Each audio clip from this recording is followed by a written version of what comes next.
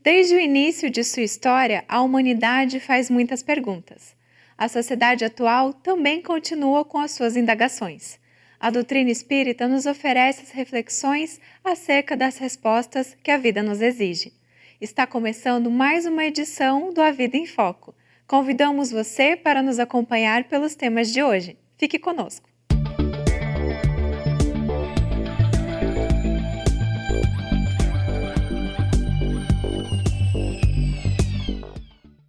Uma tragédia pessoal pode mudar nossa vida? Como motivar uma mudança a partir de um evento inesperado e trágico? No que mirar para encontrar forças que nos sustentem nestas fases amargas e tão contraditórias? Onde as razões de imensa dor que se abatem sobre as criaturas? A confiança nas questões espirituais ajuda a melhorar e compreender os fenômenos trágicos na nossa existência? O amor no lar é um mecanismo importante para suportar as adversidades da vida? Este tema, dando sentido à vida, será o nosso motivo da entrevista de hoje. Acompanhe, se emocione e tire suas próprias lições. A Vida em Foco traz também curiosidades, crônica, o Espiritismo esclarece e fechando o nosso encontro de hoje, mais reflexões sobre a doutrina espírita e os ensinamentos de Jesus. Você é nosso convidado. Fique conosco. Confira agora a crônica da semana. Olá! Nem sempre as demandas, as contendas, acontecem nos tribunais de justiça, no terreno escandaloso dos processos públicos. Em muito maior escala, essas brigas, essas contendas, se dão na intimidade dos lares e das instituições. Aí se movimentam através do desregramento mental, das conversas em surdina, de bastidores, no lodo invisível do ódio que asfixia corações e anula energias. Se vivem, contudo, é porque componentes da família ou de um grupo de trabalho as alimentam com o óleo da animosidade, muitas vezes escondida ou recalcada. Aprendizes inúmeros se tornam vítimas de semelhantes perturbações, por se acastelarem nos falsos princípios regenerativos. De um modo geral, grande parte prefere a atitude agressiva, de espada às mãos, esgrimindo com calor, na ilusória suposição de que vai consertar o outro com seus golpes. Prontos para protestar, acusar e criticar nos grandes ruídos, costumam esclarecer que servem à verdade.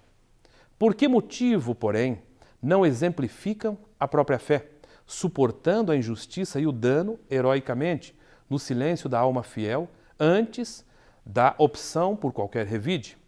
Quantos lares seriam felizes? Quantas instituições se converteriam em mananciais permanentes de luz se os crentes do Evangelho aprendessem a calar para falar na hora certa com proveito?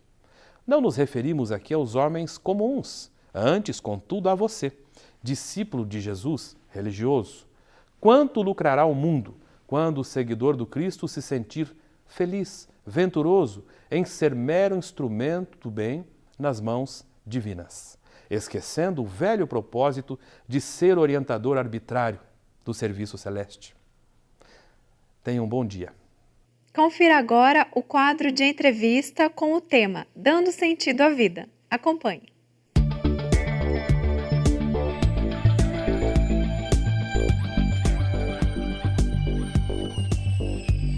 Olá, seja muito bem-vindo ao nosso bloco de entrevistas, o bate-papo do programa A Vida em Foco. Hoje nós trouxemos um convidado que vocês não viram ainda no nosso programa. Trata-se do João Billy Bueno, o Billy Bueno. Seja muito bem-vindo, Billy, ao nosso programa. Muito obrigado, é um grande prazer.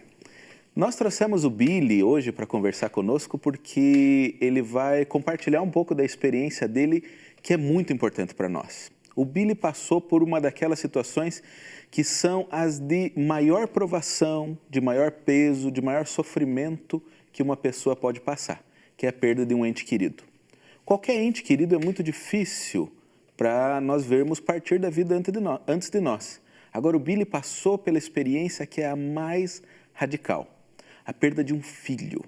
A perda de um filho é, segundo Emmanuel, o maior sofrimento que uma pessoa pode passar, porque ela parece antinatural. O pai sempre espera ir antes do seu filho, mas, infelizmente, para muitos, para aquele momento que a gente está passando, acontece e é muito frequente. Muitos de vocês em casa podem ter passado por isso. E o Billy tem uma experiência exitosa para compartilhar conosco, por isso que a gente trouxe ele hoje aqui. Billy, então obrigado de novo por ter vindo. Billy, conta para nós um pouquinho como é que foram as circunstâncias, quando que aconteceu, como é que foi esta experiência para você? Bom, como você mesmo já disse, né? É uma coisa que é muito dura, muito difícil. Eu tenho 2 filhos. O Vinícius, 32 anos agora, e o Rafael faria 27, isso há 2 anos. Ele desencarnou com 25 anos. Do nada, assim, foi para o hospital por uma febre e 20 dias depois ele havia desencarnado. Foi logo no final desse período descobriu um vírus e uma bactéria que acabou levando o Rafael. Naquele momento, naquele instante, não dá para descrever o que a gente sente, né? O sentimento de perda, de vazio, de como você falou, né? Aquele sentimento de por que o meu filho ia antes de mim, né? E ainda numa situação dessa forma. Não sei se pudesse ser diferente, se fosse de outra forma. A dor continuaria a mesma, lógico, mas talvez a gente pudesse encarar de uma maneira um pouco mais tranquila, talvez. Mas, de qualquer maneira, foi muito difícil. A nossa sorte, que 2 semanas depois, uma amiga nos convidou para conhecer a Selfie. E lá na primeira chance, eu e minha mulher, nós fomos. Você precisa explicar um pouquinho, Billy, a Selfie. O que é a Selfie? Porque senão quem está em casa não vai saber. Okay. A Selfie é um centro espírita, aqui no Alto da 15, da Ângelo Lopes. E lá eu participei, logo de chegada, de um grupo de acolhimento. É uma reunião muito boa, de excelente energia. As pessoas que coordenam esse grupo, já o nome já diz, é um acolhimento, né? Realmente acolhe a gente com muito amor, muito carinho. E lá é como uma terapia. Você conversa, ouve, fala, dá opiniões. E daí em diante eu fui aprendendo como até hoje e sei que muito tempo tem por aprender ainda. Billy, então deixa eu entender bem. Vamos passando um pouco passo a passo. Foi uma morte daquelas inesperadas, né? Uma infecção, uma coisa que acontece de uma hora para outra. Realmente você falou, nenhuma morte é fácil. Não tem como ser fácil. Não. Porque se é uma doença lenta, é demorado, é sofrido, se é rápido, a gente não tem tempo de se preparar. Então, nunca é fácil. Mas você recebeu um convite apenas cerca de 2 semanas depois que isso tinha acontecido. Então, veja que, para mim, é interessante entender como é que, com 2 semanas, você conseguiu atender esse convite. Esse convite, claro, não chegou por acaso. Mas da onde você tirou força naquele momento, Billy? Fazia 2 semanas. Como é que foi esse processo para você? Olha, com o fato, eu entendi de que o ser humano é frágil e a gente precisa de ajuda. Eu acho que seria muito mais difícil, porque certas pessoas provavelmente tomam a condição de ficar quieto em casa e vai caindo cada vez mais numa condição de depressão e uma situação de perda de vontade de viver, que na realidade é o sentimento que a gente teve com o fato que aconteceu, com a partida do Rafael, né? E então, com essa condição de que eu pensei, puxa, Deus é tudo, né? Jesus, ele pode ter preparado alguma coisa para mim, eu preciso entender isso, como, porque eu preciso de ajuda. E esse convite dessa amiga, da Ana, para ir à Selfie, ela disse que talvez pudesse esclarecer um pouco disso, pouco a pouco, estudando, entendendo, lendo, participando, que é o que eu venho fazendo nesses 2 anos. Agora, mais um detalhe aí, Billy, importante, porque a gente sabe o momento, né? Muitos dos nossos espectadores aí podem, inclusive, estar passando por essa fase que você estava. Teve um momento que você parou para pensar, olha, Deus deve ter alguma coisa, que você acabou de me dizer isso, né? Por que você acha que surgiu essa ideia naquele momento? Da onde que veio essa semente? Estava plantada como em você? Qual que era a experiência anterior que você conseguiu trazer isso naquele momento? Eu nunca fui de buscar nada assim de diferente, especial, religioso na minha vida. Eu sempre procurei ter uma vida provavelmente muito egoísta, assim, muito fechada, num mundinho familiar, né? E quando eu fui para a Selfie, obviamente eu não cheguei lá e foi se esclarecendo tudo, como hoje eu ainda venho aprendendo. Pouco a pouco as coisas foram acontecendo. Minhas dúvidas eram muitas e grandes e com muita ansiedade de saber o porquê e como. Eu penso que pela própria condição de poder buscar ajuda, e no momento que eu tive essa ajuda aí, na primeira etapa, no acolhimento da Self, depois a gente vai para outros grupos, é que a gente vê as condições que o ser humano está e como ele pode fazer para que ele possa, vamos dizer assim, preencher aquele vazio que havia ficado, né? A gente aprende que o amor é uma coisa muito importante. E tem muitas maneiras da gente entender, compreender, sentir esse amor, né? E estudando e compreendendo os fatos e as condições do porquê do desencarne, de uma pessoa desencarna e etc., a gente vai aprendendo que é importante você ter o conhecimento, ter o autoconhecimento para a evolução. Isso tudo traz uma energia, traz um bem-estar. Cada vez que a gente vai para uma reunião, para uma ação, para um projeto, que hoje estou participando de uma condição de ajudar algumas pessoas. Muito bem, Mili. Eu vou querer saber disso, de como é que você conseguiu transformar essa energia de uma maneira produtiva, mas isso vai ficar para depois do nosso intervalo, então fique conosco. Vamos para um breve intervalo e logo voltaremos com a segunda parte da entrevista. Não saia daí.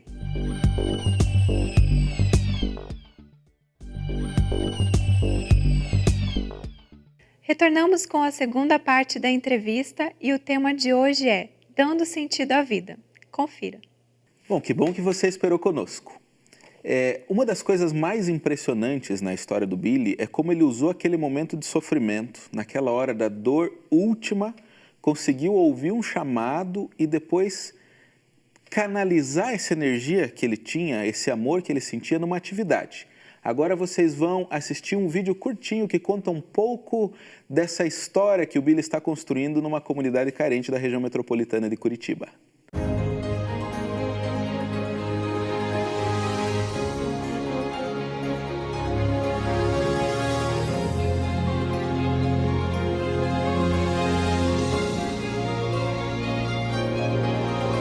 O trabalho no Jardim Libanópolis é realizado por um grupo de voluntários da Self, Sociedade Espírita Laços Fraternos, a casa espírita que apoia a atividade desde 2012. Hoje estamos numa casa alugada, nós atendemos cerca de 40 crianças e adolescentes e também as suas mães. A ideia é melhorar o atendimento às instalações.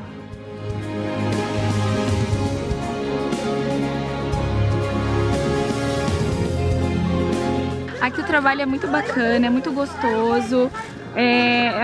Na verdade é mais um benefício, acho que próprio, né? Por causa que a alegria deles, poder brincar, se divertir, poder trazer um pouquinho de atenção para eles, diversão, é muito gostoso. A gente faz orações, a gente faz a evangelização das crianças, induz eles a um caminho melhor, né? Agradecemos, Jesus.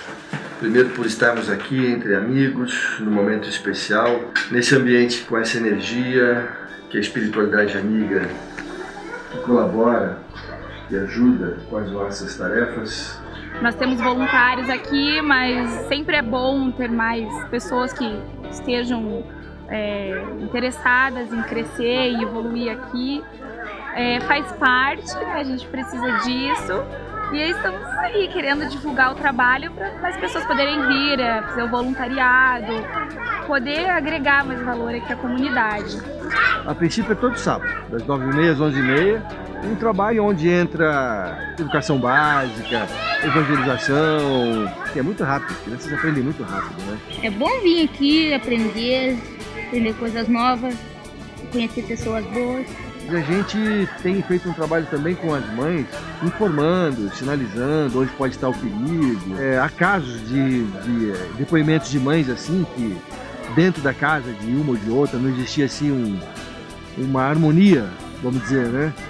Às vezes o marido um pouco impetuoso, nervoso, às vezes com bebida. E hoje a gente já sabe desses mesmos lares que já existe uma harmonia, as pessoas já sentam, já fazem o evangelho no lar, escolhem um dia da semana, conversam. Há bastante evolução nisso e, consequentemente, paz dentro da casa de cada um, né? Eu me sinto bem, gosto de estar aqui sentadinha, conversando com vocês.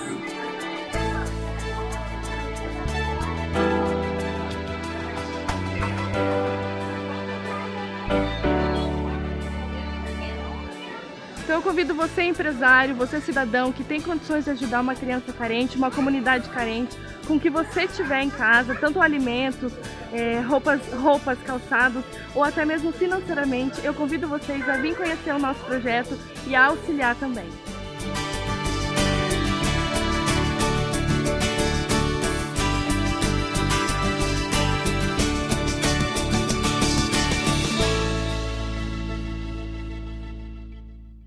Então, Billy, nós vimos o vídeo aí que conta um pouquinho do trabalho que está acontecendo lá no Jardim Libanópolis.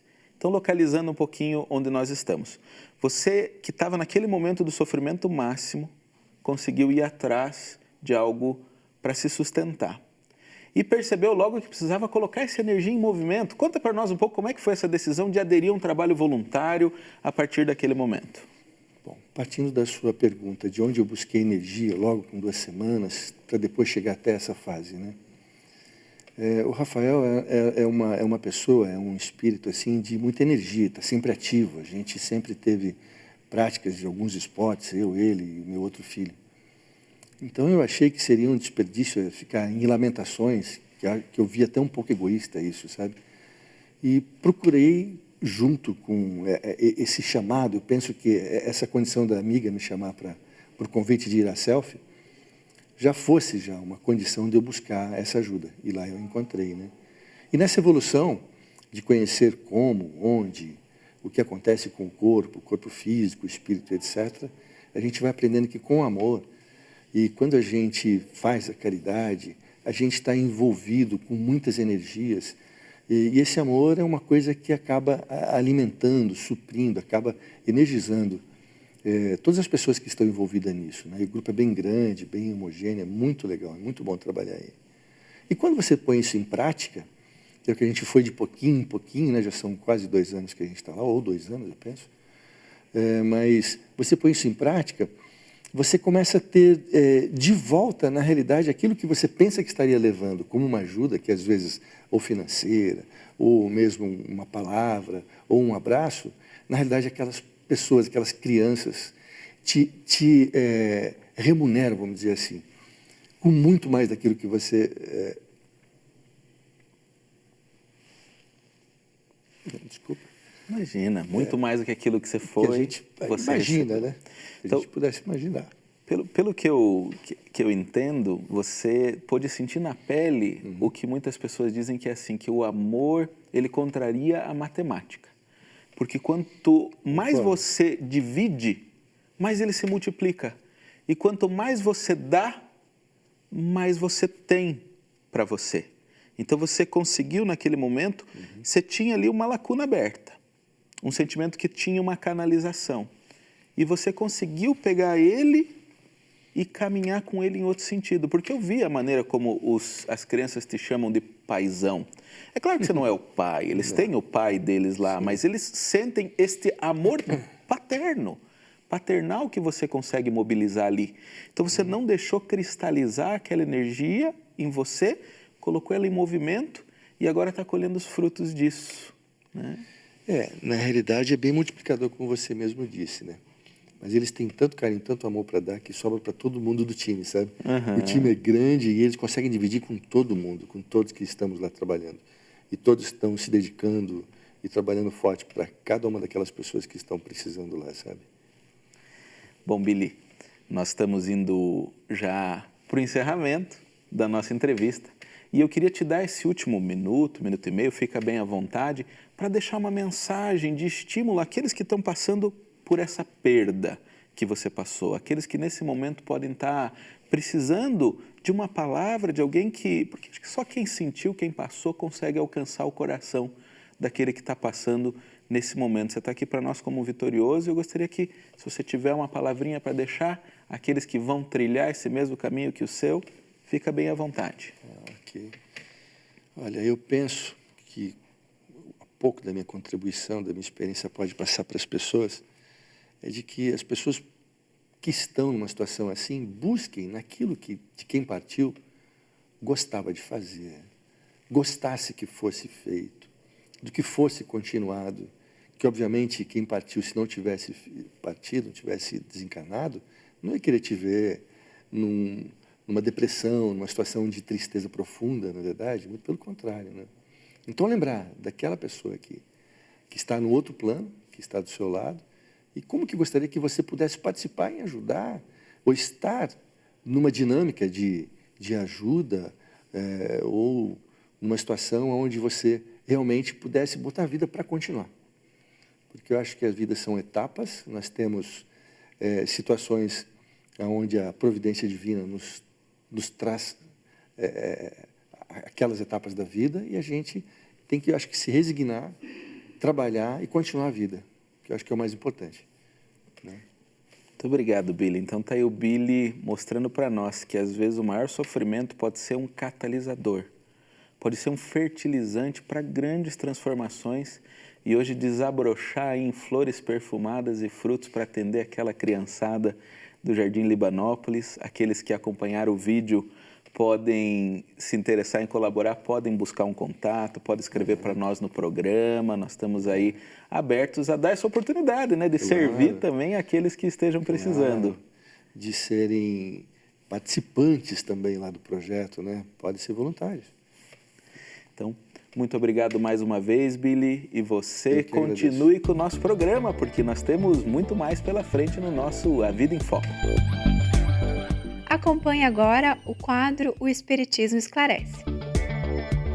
Confira agora o Espiritismo Esclarece, com a participação especial de Divaldo Pereira Franco. Qual o impacto da drogadição nas futuras reencarnações dos viciados? O impacto é lamentável. O uso desordenado de qualquer função orgânica produz nos tecidos sutis da psique, portanto no psicossoma, no perispírito, dilacerações de difícil correção. Quando nos adaptamos à usança de drogas aditivas, do álcool, do tabaco, ou nos entregamos aos prazeres da sensualidade, da promiscuidade, nós geramos conflitos profundos, que no conceito superior do nosso eminente Carl Gustav Jung, irão aparecer tanto no inconsciente individual como no inconsciente coletivo. Para nós, o inconsciente coletivo de Jung são as várias reencarnações, e trazemos todas essas marcas como a culpa, a insegurança, a inibição, a timidez. E do ponto de vista fisiológico, se a drogadição foi por um largo período, nós trazemos terríveis marcas, sequelas, especialmente do aparelho respiratório. E de acordo com o tipo de droga que foi utilizado, seja na alcoolofilia ou na própria drogadição convencional, traremos grandes dificuldades para a nossa existência, renascendo com aquelas síndromes a que já nos referimos. Diferenciadas na aparência, a causa matriz é o mau uso que fizemos da existência corporal. Estamos na Terra para ser felizes. Deus é amor. E o nosso destino, a nossa fatalidade é a plenitude. Nas palavras de Jesus, o reino dos céus, que já carregamos interiormente e que deveremos permitir que ele se desdobre até alcançar esse estado de esplendor, que é o estado de paz e de perfeita integração na consciência cósmica. Acompanhe o quadro Aprendendo com Kardec, com a participação especial de Cosme Massi.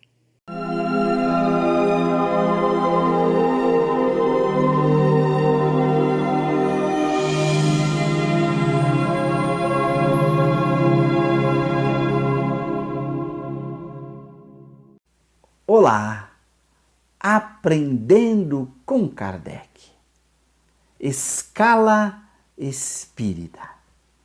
Os espíritos são de diferentes ordens, de acordo com o progresso intelecto-moral que alcançaram. Allan Kardec, em O Livro dos Espíritos, a partir do item 100, vai classificar os espíritos em 3 grandes ordens. Na primeira ordem, os mais evoluídos, os espíritos puros ou perfeitos.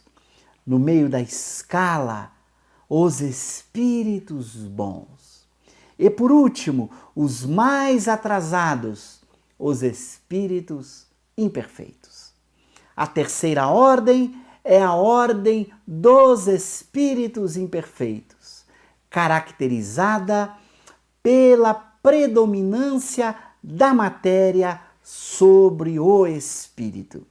Os espíritos imperfeitos vivem mais os interesses e os desejos do mundo material. Do ponto de vista moral, são caracterizados pela propensão ao mal, o desejo do mal. Cultivam o orgulho, o egoísmo e todos os sentimentos que decorrem desses vícios radicais de sua natureza moral. No meio da escala, temos a segunda ordem, os espíritos bons, caracterizados pela predominância do espírito sobre a matéria. Vivem mais a vida da alma, a vida do espírito. O desejo do bem, os sentimentos de amor, de fraternidade, não cultivam nenhuma das nossas paixões ruins. O orgulho, a inveja, o egoísmo, a mágoa, o ódio não fazem parte dos seus sentimentos, do seu mundo interior. Na primeira ordem, a ordem dos espíritos puros ou perfeitos, caracterizados por não sofrerem nenhuma influência da matéria. Alcançaram a soma de perfeições que é possível alcançar a criatura humana. São os ministros de Deus, os executores de sua ordem no universo em que habitamos. Considerando esta escala espírita, todos nós espíritas deveríamos nos situar e nos perguntar: onde nos colocaríamos nesta escala proposta por Allan Kardec? Se cultivamos o desejo do mal, se ainda sofremos de ciúme, inveja, orgulho, egoísmo, somos espíritos imperfeitos que devemos caminhar com o nosso esforço constante para mudarmos de ordem e irmos para a segunda ordem, a ordem dos espíritos bons. Caminhar em direção a esses espíritos que não mais cultivam os nossos sentimentos ruins. Vencermos a inveja, o ciúme, a raiva, o ódio, realizarmos o bem na medida do possível, deve ser a nossa meta para atingirmos esta segunda ordem, a ordem dos espíritos bons. Está ao alcance de cada um trabalharmos para sairmos de espíritos imperfeitos e nos transformarmos em espíritos bons da escala espírita.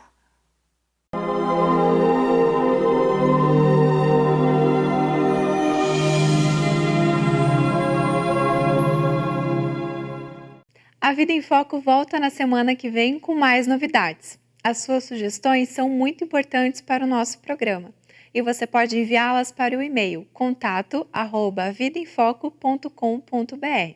Se você perdeu alguma edição anterior do programa, acesse o site www.avidaemfoco.com.br. Curta a página no Facebook, A Vida em Foco, e acompanhe a produção do programa. Agradecemos muito a sua companhia. Tenha uma ótima semana e até o próximo programa. Até lá!